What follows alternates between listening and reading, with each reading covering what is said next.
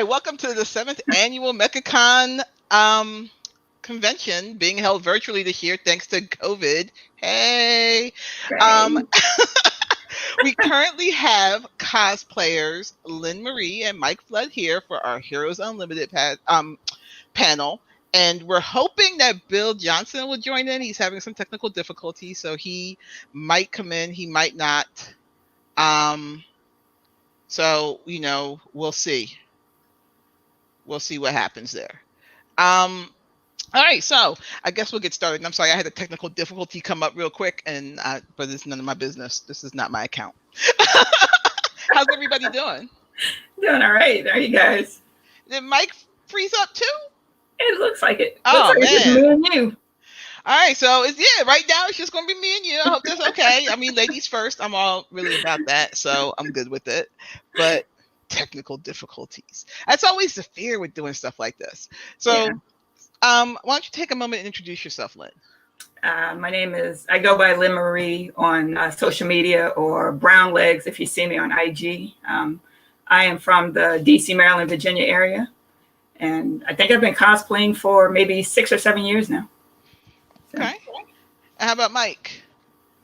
Just Me. introduction, Oh, cool. Yeah, Mike Flood. I've been cosplaying probably since maybe 2012. And my first one was at New York Comic-Con. You can find me on Instagram at flood_movement. Mm-hmm. And yeah, I've been I like a lot of different cosplays. Marvel, DC, Milestone from DC. There's just so many different comic book franchises that I like to pull my characters from, and yeah, and they change depending on the mood, depending on if I like the colors of a suit, depending on like if a movie's coming out, I want to dress for the occasion. There's so many different variables involved that determine what type of cosplay I want to do. Okay. And Bill, are you with us? Are you here? Kinda, sorta? Maybe? All right. We're gonna wait. I keep thinking I hear something, then I'm like, I'm not sure. All right. We're gonna hope this resolves itself sometime during here. So, and I actually didn't introduce myself. I'm the host, TaLynn Kel. I'm a cosplayer. I've been cosplaying for longer than both of you. Since about 2005. I was about to say 2015. No, 2005. Like, you don't say 2005, do you? But yeah, 2005, and it's been I have my own personal things about cosplay that I love, I don't love. It just varies. But let's actually think about. I want to ask you guys, like, since you've been doing this for several years, Lynne, how do you find the cosplay scene? I think it's changed a bit since I first started. When I first started, it seemed more welcoming, a little more playful.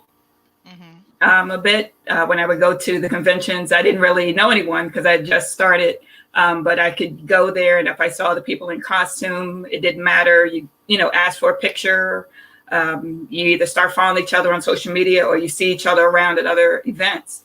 And then it's kind of turned into, I'm not saying it wasn't a fashion show before, but now it's turned to, like, people use it as a stepping stone to other things. And it's like, those are the people that wind up getting all the shine or the accolades, so it's changed. It's just changed up a bit. I've done some things with children, and I like that aspect of it, that they get to see some of their heroes in costume. So that's always a plus for me, to be able to do things for children.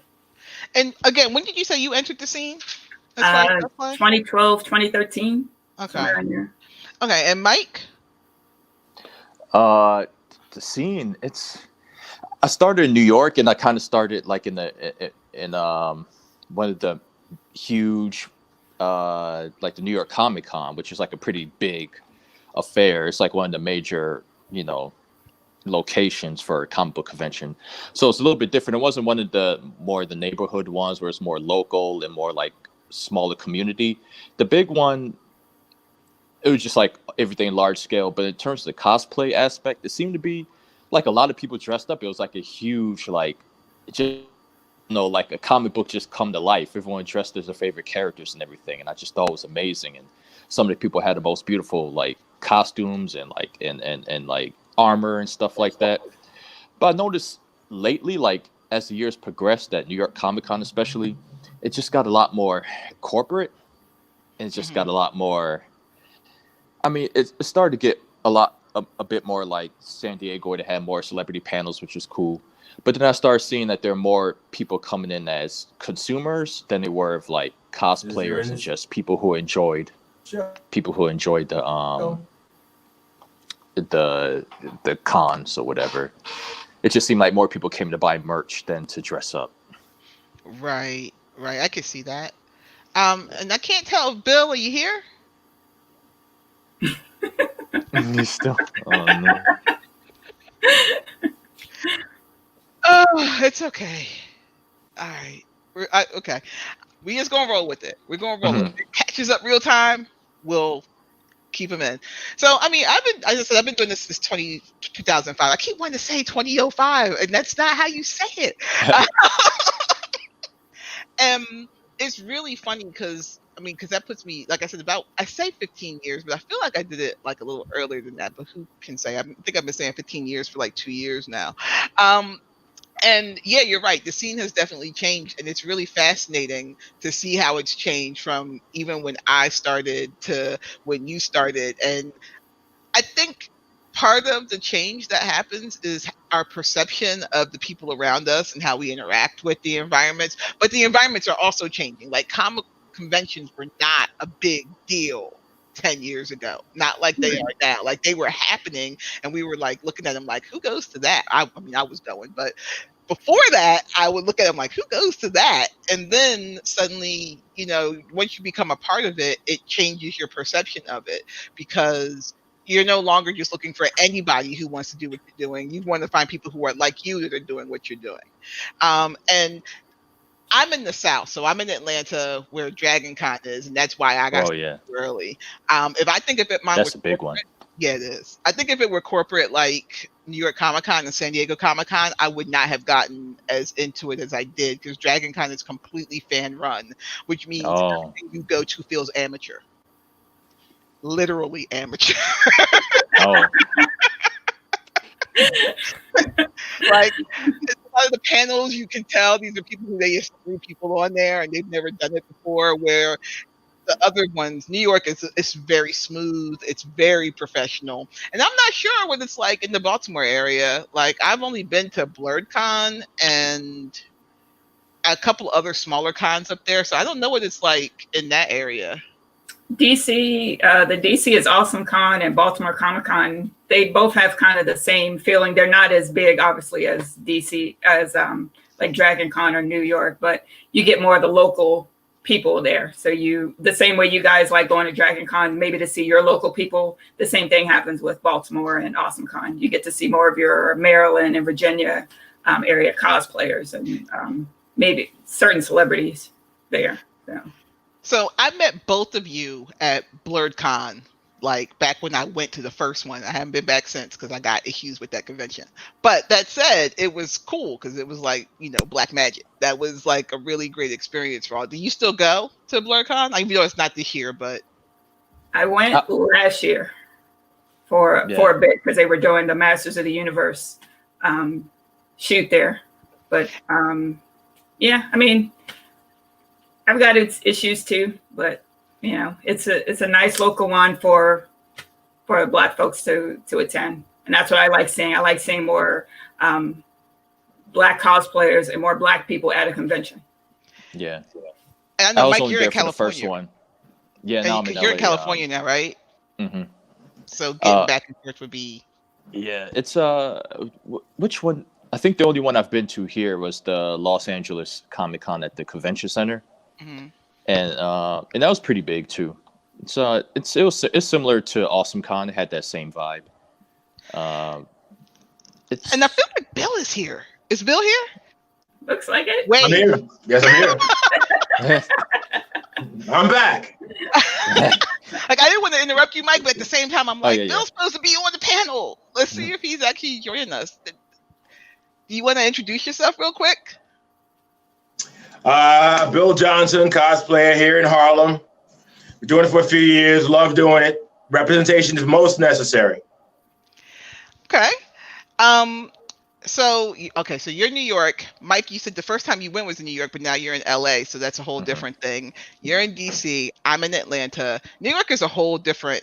I went to New York Comic-Con once. And I remember before I went, I was asking the question, like, do people ride the train in their cosplays? And y'all do. Like, straight up, y'all be out on the train in your cosplay.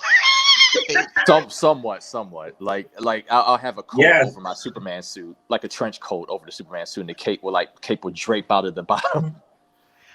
But, what about you, Bill? Because you do body paint a lot. Do you get on the train body painted?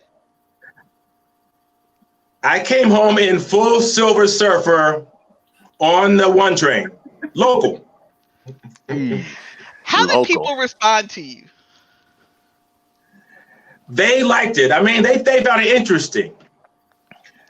Because of the body paint, it definitely makes people not want to touch you and be rubbing up against you. That's true. And I had a huge giant surfboard with me as well. On the train. On the 1 train, local, from 34th Street. Like, I did it one day, but when I was doing my Afro Storm one with that big, first off, it was hot. I don't know how y'all be cosplaying in that heat, because the subway terminals are hot. Have you been, Lynn, to New York Comic-Con? Yeah, I've been twice, but I stayed relatively local that I could walk from a hotel to the convention, because I wasn't doing that. I wasn't riding a train or a bus in costume out there, because I know how it is here in DC when we try to do that. So I was like, yeah. Oh yeah, it's rough in DC. How is it in DC? I'm curious.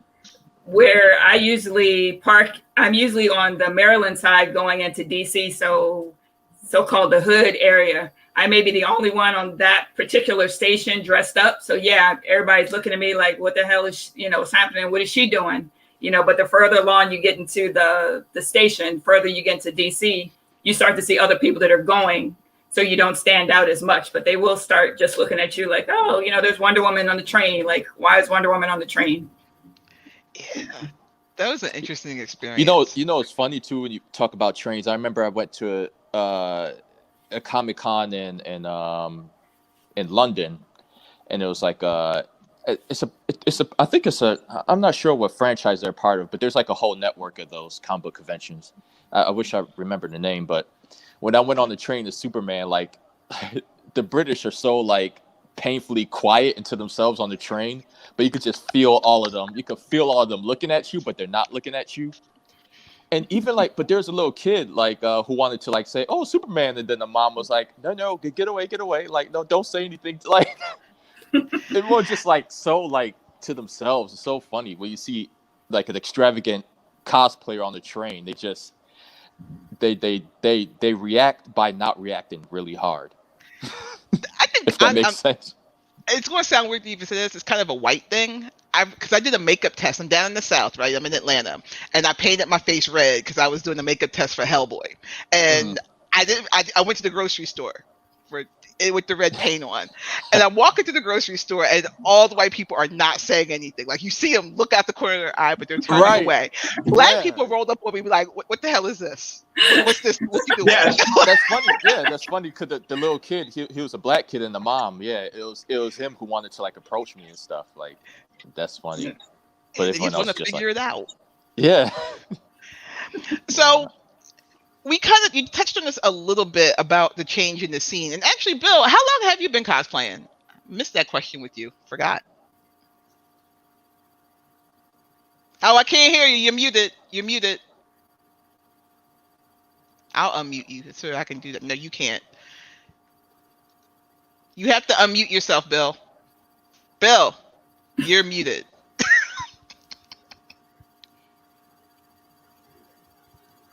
And Mike. Okay, now we're good, right? There we go. Good now? I'm done. Okay. Yes. So it's about I think 2005 or 2006 was my first year, I believe.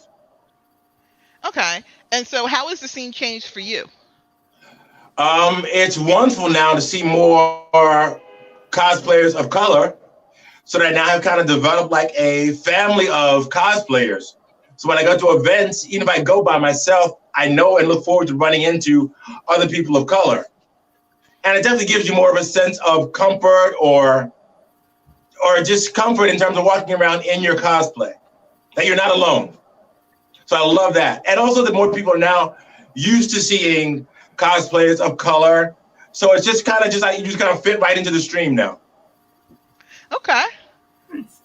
I know that's a slightly different take than what you have.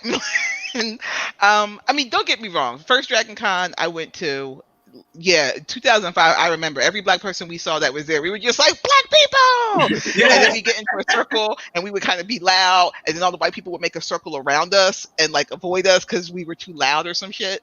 And so like I know, always... I don't know. You're in Atlanta. It gets. I feel like if you step a little bit out of Atlanta, you're like in like, I don't know. You're like in the red zone, like.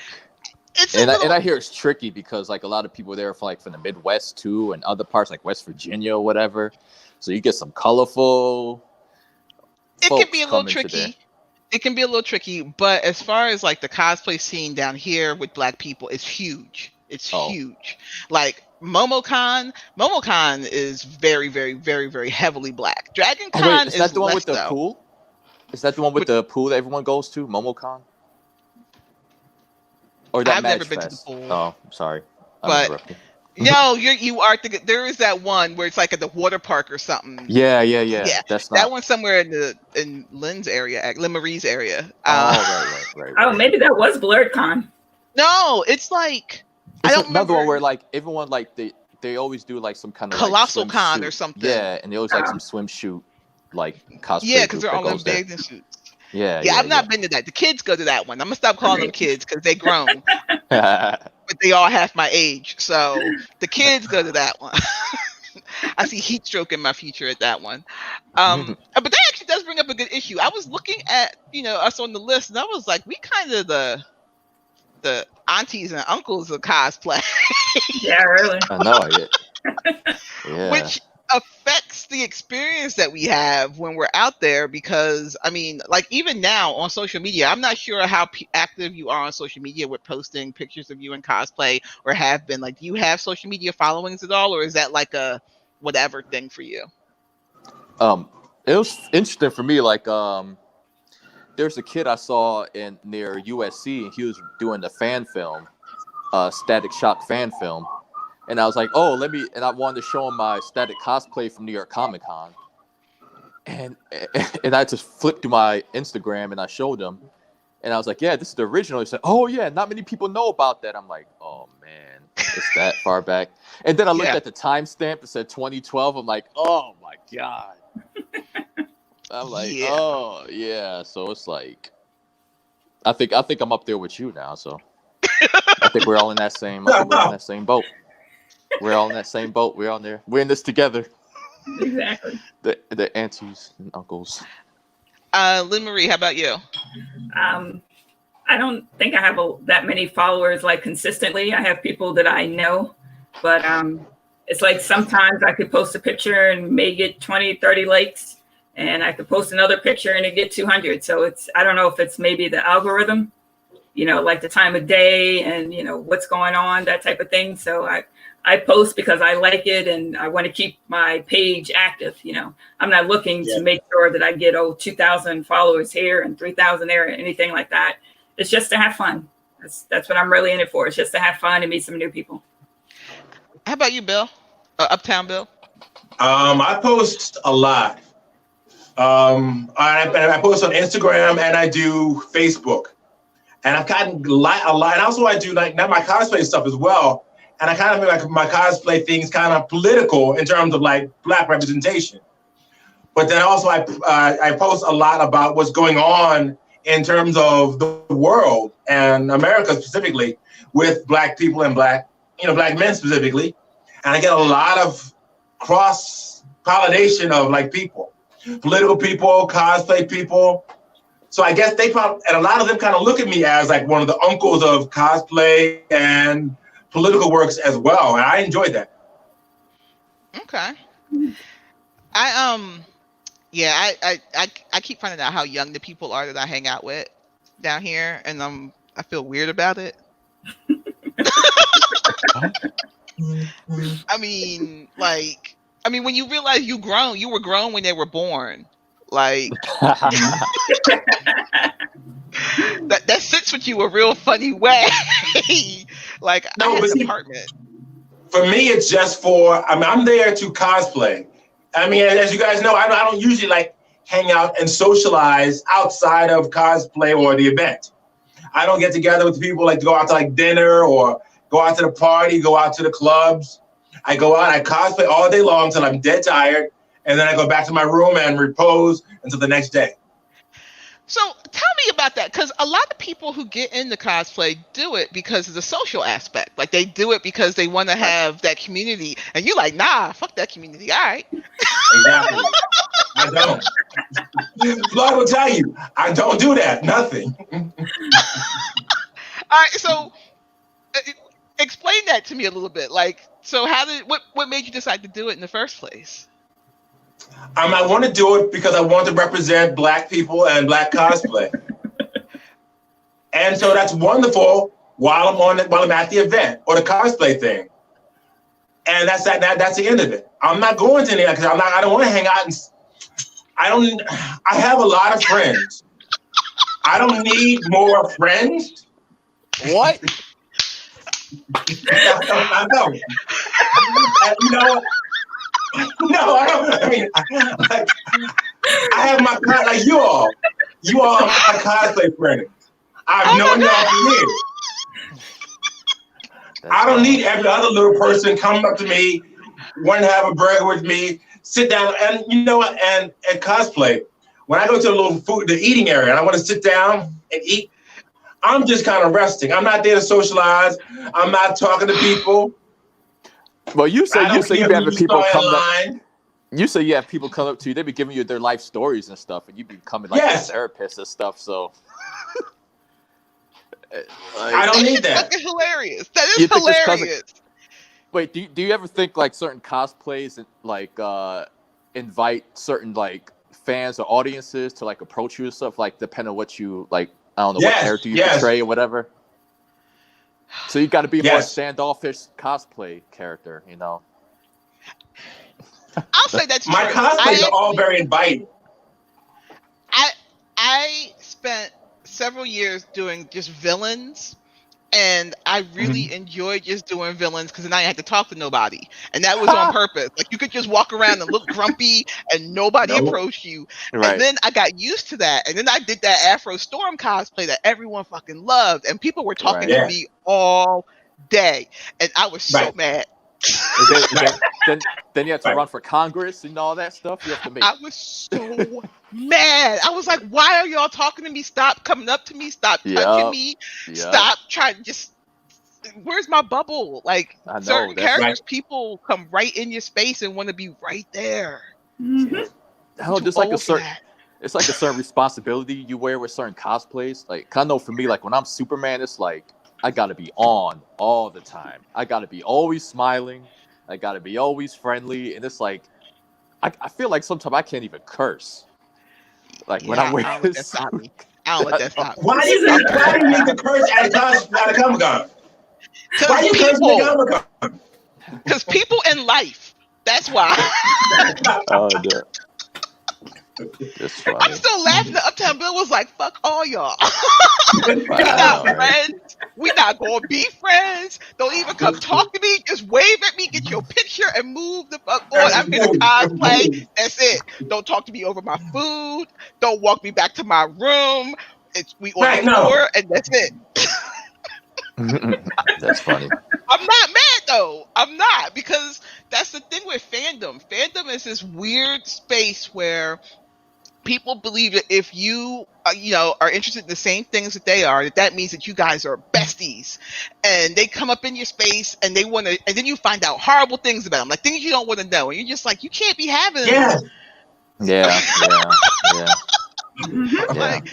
like all the stuff, and you're like, oh wow, you're just like anti-human rights and shit, and now I'm talking to you, and this is fucked up, and I want to leave so bad.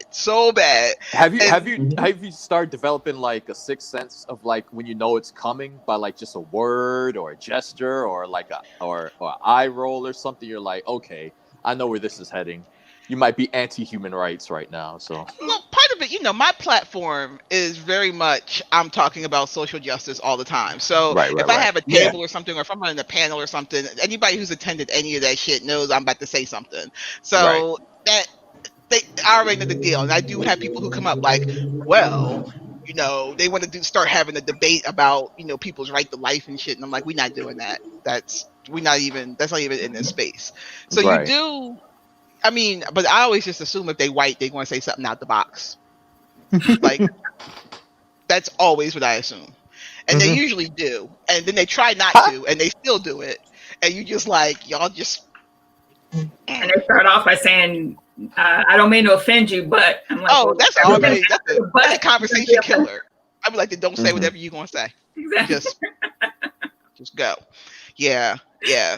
That has been one of the hardest things, navigating all the different types of oppression that is in the fandom space. Yeah. And it really pops out, when you're a Black cosplayer, it really pops out when you're a female cosplayer, it really pops out when you are a fat cosplayer. If you have any kind of religious, representation other than Christianity, then like all that stuff just comes right into that space. And then you find yourself in this weird, like, how do I have a good time while I'm now acting like, people are treating me like I'm the spokesperson for, this particular group. Have you had experiences like that at different conventions, or has that been kind of chill for you? Because I know, like I said, it's part of my platform, so it's always right there. But it's interesting to say it became something for me that I didn't expect. When Tim Curry was going to be at AwesomeCon, so I wanted to salute him by doing Frankenfurter. I go to AwesomeCon and then find out that Tim Curry is not going to be there because he's not feeling well. There were a lot of people that were also expecting Tim Curry to be there. He was not there, but I was there. So I kind of became their gay icon, their gay Jesus.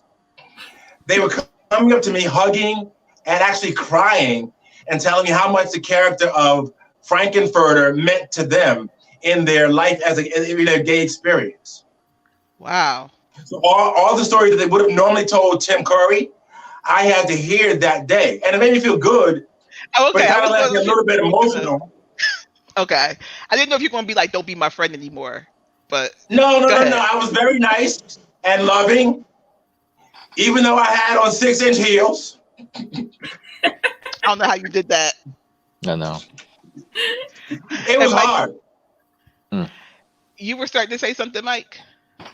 Yeah, just about I know, like, how do I say, like, yeah, body, like, it's funny, like I feel like that, like, there's body, what's the word, there's a lot of like fat shaming and body shaming in the cosplay community. And I noticed that even for like me, I try to like, go to the gym or whatever, but like certain people will come up to me when I'm Superman, they'll say, oh, well, see, you wear the suit right because you're in shape, but there's other people, and it's like, yo, don't use me as like one of those people where you like, oh, I could get away with saying some fat phobic shit because you're not fat type thing. It's similar to like, I don't know, if someone's like white passing and then they're in spaces where white people get to be super racist because they think you're white too in a way.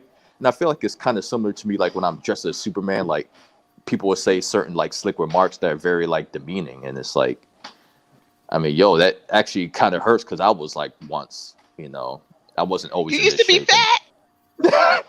Yeah, I mean, yeah, like it's just like, but no, but I just see it like it's just, I don't know, it makes everything so superficial, where you put so much value on how your body should be like sculpted or whatever to fit a certain role. It's just like, wow, it's only so I don't get like insults about being fat. That's the only, it really like makes it superficial. And I just hate how people like to slide in slick remarks like that. And I don't know. Yeah. They give you those backhanded compliments. Yeah, it's like Yeah, that's true. I've been actively building community around me of people who I believe are like pro human rights, basically, who are going to be anti-oppression in all of those areas. So yeah. a lot of LGBTQIA plus, a lot of different size people, different. I actually really only fuck with black women though. I'll be real with you. Some of y'all guys be some rough. Y'all be rough. No. Y'all be rough as hell. I'm not. Look, I'm not even arguing. I know. So, like, do you feel like you have a community that you've built around you? I'm not going to ask Uptown Bill. He already told us how he felt about us. So, I am really just teasing. I got a community. I'm teasing. I just thought that was hilarious. So it's right here because I feel like that a lot of the time too. Like, I don't want to be your friend. I used to never give out my Facebook to people ever. Like, when it was my personal Facebook, I was like, y'all not my friends and y'all don't get to meet my friends or my family. Stay over there. I met you at a con. I don't know you. Because then they try to dox you if you say something they don't like. Right. It's just outlandish. So, that's real. So, like, for Lynne Marie, do you feel like you have a cosplay community? To some degree, like in person, yes. If I see a group of people, if I know them, I can go up to them with no problem. But it seems like online, I've entered some contests, like some cosplay contests, and it's like I don't get the support to be able to actually compete in the online contest. If it was in person, yeah, they'd help me out there. So I'm not sure if again, if it's the algorithm of being online or if it's something different once people get home and into their space that maybe they can't support me the way they do in person. I've had a couple of male friends that say, I can't vote for your picture because my girlfriend or wife is going to be upset. I'm like, we're not sleeping together. I just want you to vote. That's all I'm asking you to do is vote. Yeah. So what's the problem? So it's like in person, yes. Online, totally. It seems to be a different story sometimes. So, wow, I don't get it. How about you, Mike? I sat there and tried to actually, I don't get the difference. If you see me in person, and your wife or girlfriend has seen me in person also, then there's nothing going on. There's no, I'm not going to be causing any trouble. Yet when you get behind closed doors, and it's like, yeah, no, I don't know her all of a sudden. How about you, Mike? Cosplay community. Do you feel like it's different for you because you're not like you move, so that changes everything. So, now it's like I'm all Star Trek right now. Just I think it's because of the proximity and just like the people I know around here are mostly like Star Trek fans. So now I'm all about like doing like Captain Sisko or like Captain Kirk or whatever. But in terms of like online community, like it's tricky, because you always try to find that space that's perfect, but no space is ever perfect. You try to find people that align with all your values, and sometimes you find people who align with your values too much that you start to despise that person later on. Because I don't know, it just become like, I just feel like if you're too much alike, you can easily get annoyed with that person, and you do need some differences and somebody who can look at things with different angles. And I don't mean different angles like human rights, anti-human rights. I mean like different nuances within human rights or whatever, or within like Black representation, or within Black Lives Matter, different nuances of how we believe we could achieve the goals of this movement, But yeah, it's hard in the online world because I don't know, some of the groups I've been on, they're cool at first, but later on they start to get very catty, they start to get very toxic. Not very forgiving if somebody says the wrong thing or whatever, Okay. I don't want to say cancel culture, but it's so complicated. It's complicated, though. I'm not even going to let that come into that conversation because I don't think that's a real thing. I think it's just we have people who we choose to support and people that we don't, and some people are much easier to throw away than others. Exactly. Almost anybody they've actually tried to cancel for actually doing some egregious shit, if they are white, and usually a white male, they come back in like a year or two, bigger and better. So yeah, sometimes you use that cancel as like a badge of honor. That cancel actually works in their favor. Yeah, it's weird. So but that does actually, because I mean, I'm curious about how your cosplay translates into like your real life spaces. Like, do your coworkers know about it? Does your family know about it? Like,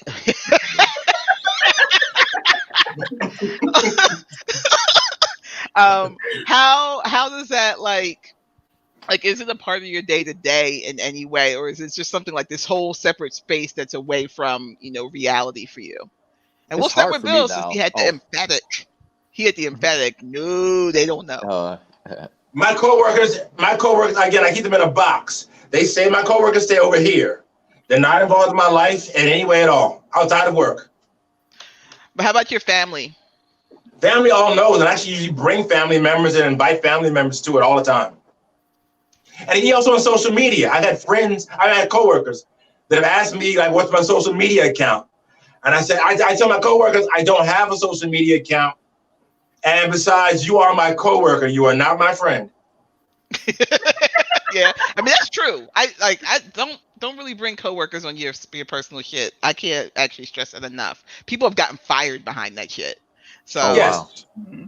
Yeah, like when they find out how you really feel about stuff, people have screenshot things that people have said about racism or sexism and so forth, and taken it to work and shown the bosses and stuff and gotten them fired for it. So yeah, it's a real thing. But Mike, you were starting to answer the question also as far as real life versus real life cosplay. It's difficult now because of COVID and everything. So it's like I really don't have time now, except for here. This is one of the few occasions where I get to cosplay. But other than that, all my costumes just sit in the closet. I mean, where am I gonna I'm barely even wearing work clothes, so it's like. I mean, it's a choice. Lynne Marie went out to a comic book store to take a picture in front. I saw you earlier today. That was it. Nice. I got dressed up as Batgirl and I took a picture at the comic store. That was it. And I walked around Lowe's. That was it. Did you go in the comic store at least?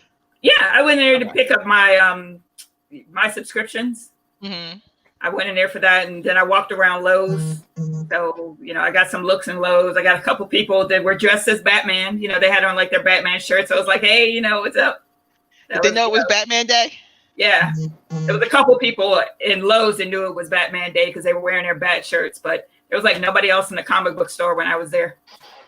It's like, ain't nowhere else to go in these costumes, I walk around Walmart in it. I don't mind,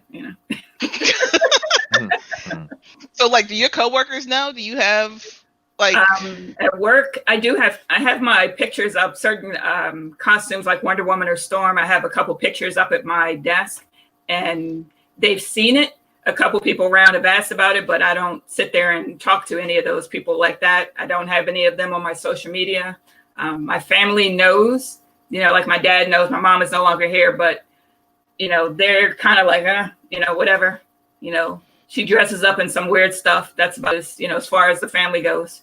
So it's kind of, if I can find someone around me immediately to help, like a handler, that's about it. Everybody else is kind of like hands, arm's length away with it.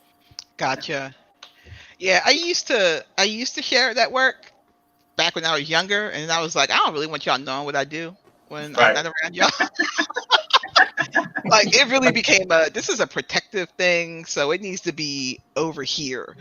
But if you talk about certain things and you start getting known and prominent and seen, it starts to be something where you can't hide it as much, and so you end up in this weird space of, what do I want to do about that? Am I going to do anything about that?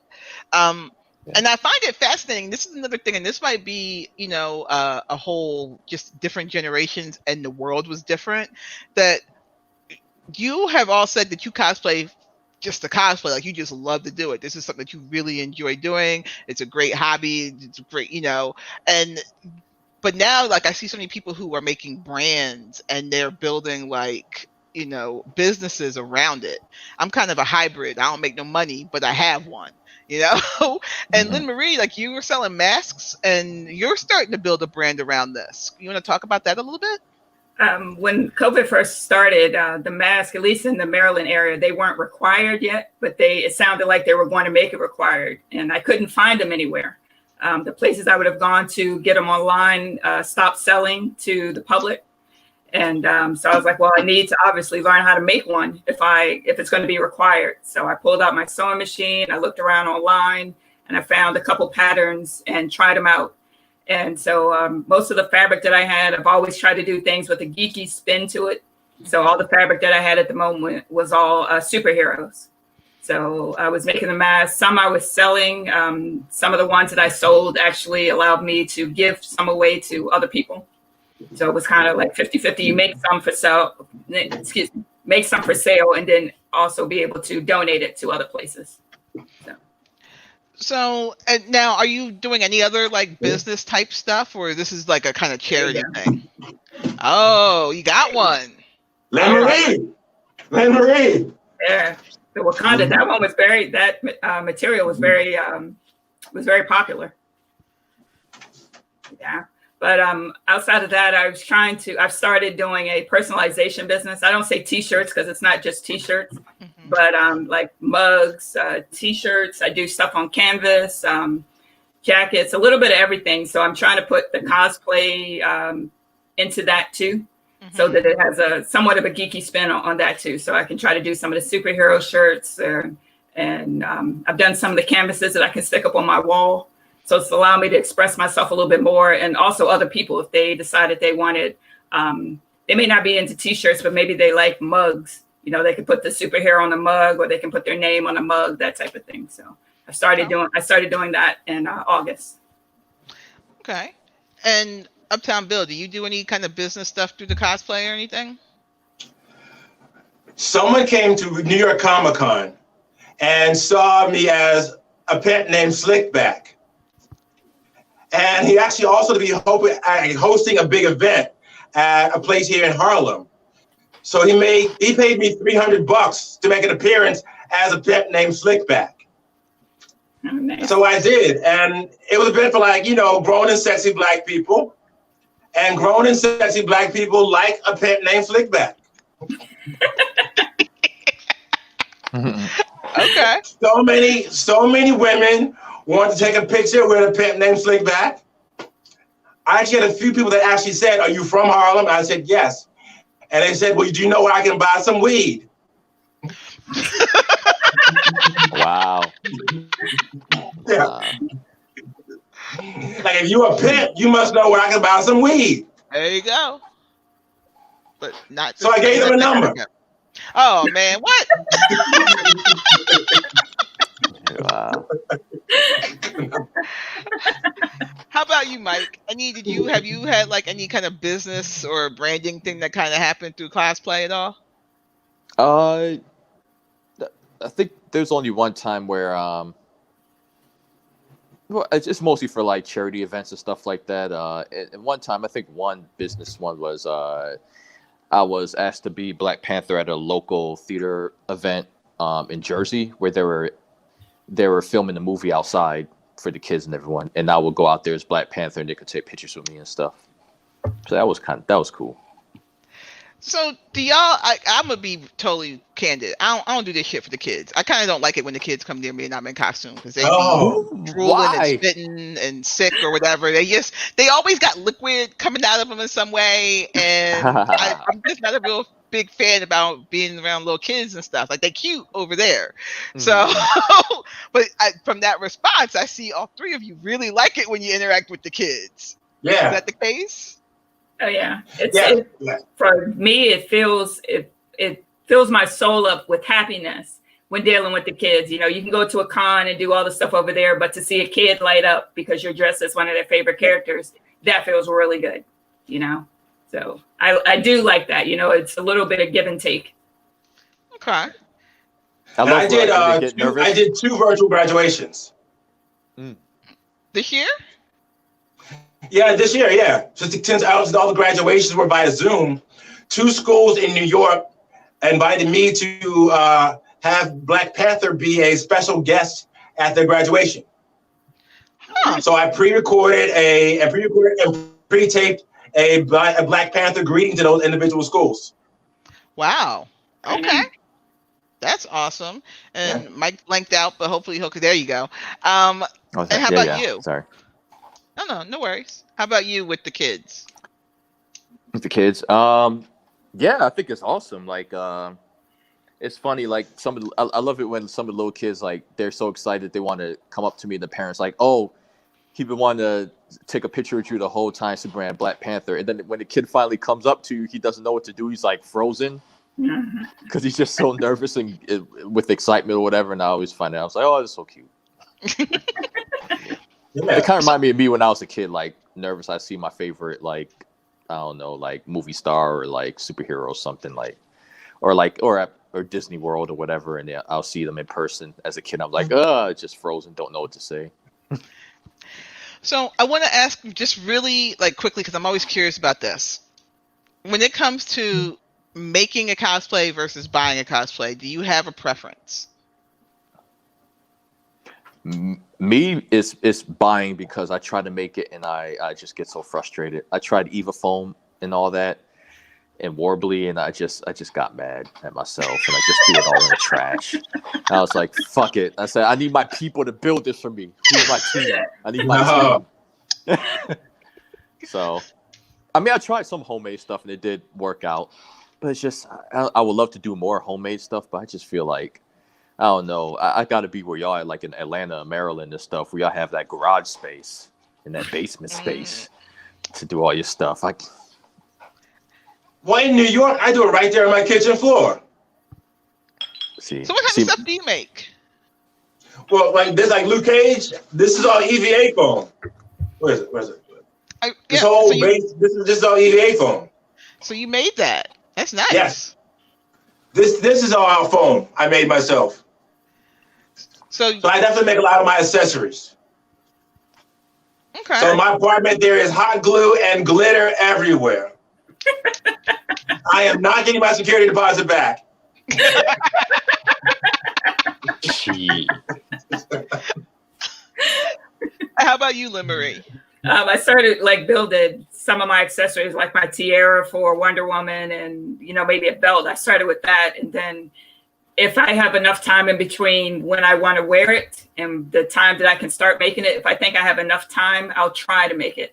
Like I've been trying to make Wonder Woman's the wings for the Golden Eagle for a few months now. And it's like they keep moving the movie out. So it's like, oh, cool, I got some more time, but I should still be working on it, But if it gets to a point where I don't think I can get it right, the look that I want to go for, and if I'll go ahead and try it. And if I don't get it right, then I'll go ahead and buy it. It's like, yeah, I've done it. I've tried it. It's not working for me. My patience is thin. That's all right. See, I wear my busted shit.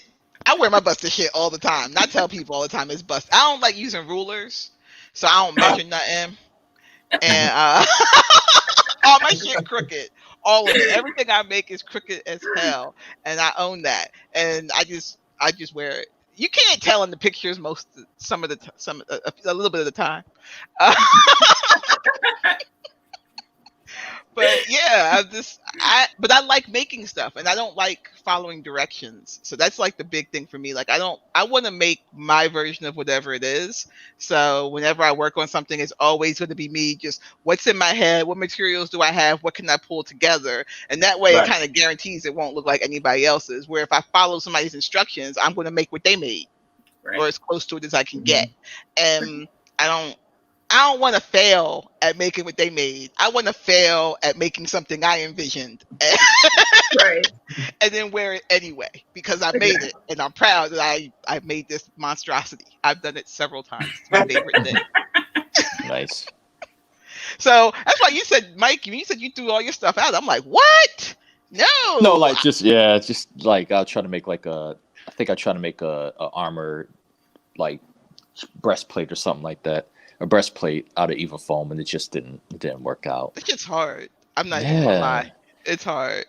And Lynne Marie, you're like, if you've been working these wings for months, I wouldn't give a damn. I would wear them wings. I'm still gonna wear them once I finish them. Even if the movie is not coming out, I'm still putting them wings together. I've got like 2 or 3 versions that I've been trying to do. I'm gonna wear them both. I don't care. Wow. I respect that because I'm not a perfectionist at all. My shit be broken. I'm like, yeah, I broke it. Battle damage. I'm still wearing it. Like, nice. I don't give a shit. I'm a perfectionist. Yeah, I could tell. I looked at that bracelet. You had the cage written out on it in EVA foam. It looked like it fits too. My shit don't be fitting. Like,